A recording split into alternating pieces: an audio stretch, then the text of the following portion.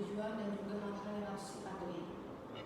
Baik, konseling individual itu adalah layanan bantuan yang diberikan secara tatap muka antara konselor dan konseling dengan tujuan membantu konseling memahami dan mengatasi masalah pribadi yang dihadapinya.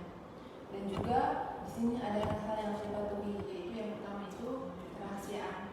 Kerahasiaan itu semua hal yang ada diceritakan kepada saya tidak akan menyebarluaskan. Dan yang berikut itu ada keterbukaan.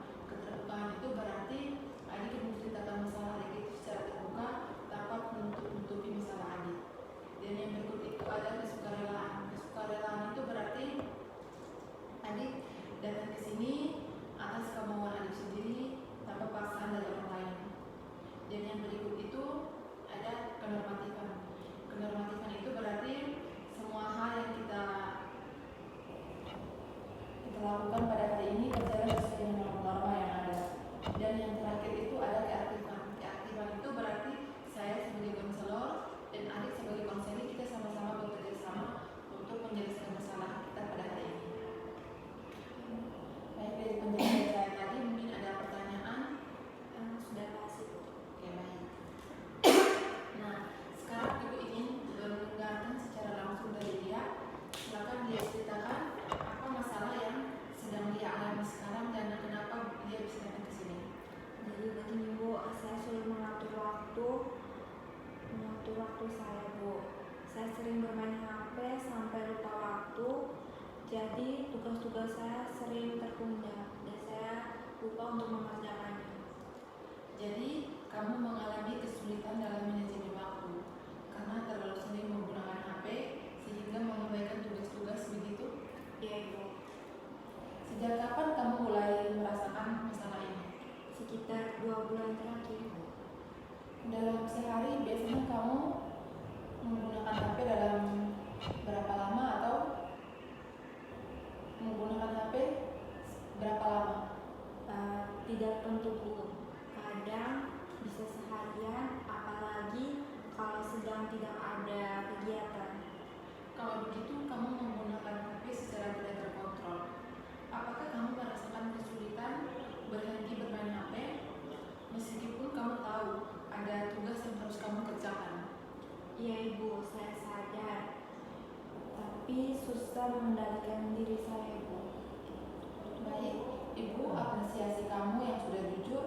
Dari penjelasan kamu, Ibu dapat menyimpulkan bahwa kamu mengalami masalah manajemen waktu yang dipengaruhi oleh kebiasaan menggunakan HP secara berlebihan, yang akhirnya membuat kamu menunda pekerjaan dan merasa kewalahan.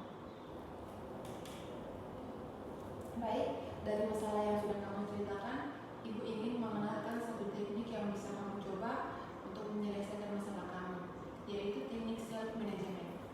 Teknik ini bertujuan membantu seseorang mengatur perilaku, pikiran, dan emosi secara sadar dan bertanggung jawab agar bisa mencapai tujuan tertentu untuk mengatasi masalah.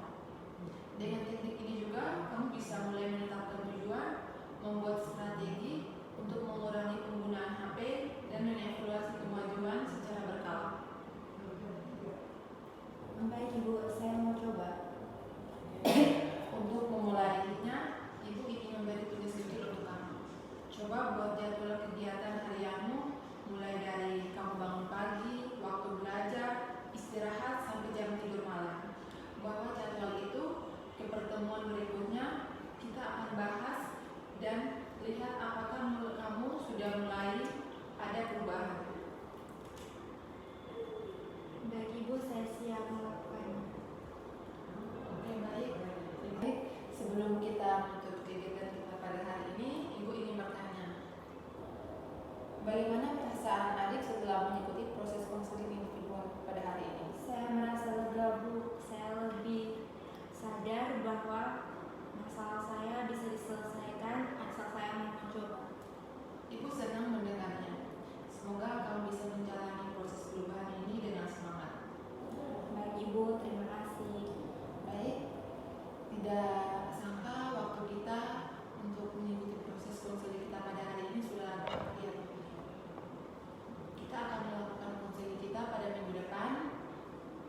di waktu yang sama dan juga di tempat yang sama. Bagaimana? Adik setuju? Ya, Ibu, saya setuju. Baik, terima kasih adik. Sebelum kita mengakhiri kegiatan kita ini, kita akhiri dengan doa. Saya minta adik untuk memimpin kita dalam doa. Mari kita menyiapkan hati dan batin kita untuk berdoa. Berdoa mulai, berdoa selesai. Oke, baik adik, terima kasih. Selamat siang. Siang, Ibu. Hati-hati dalam berjalannya.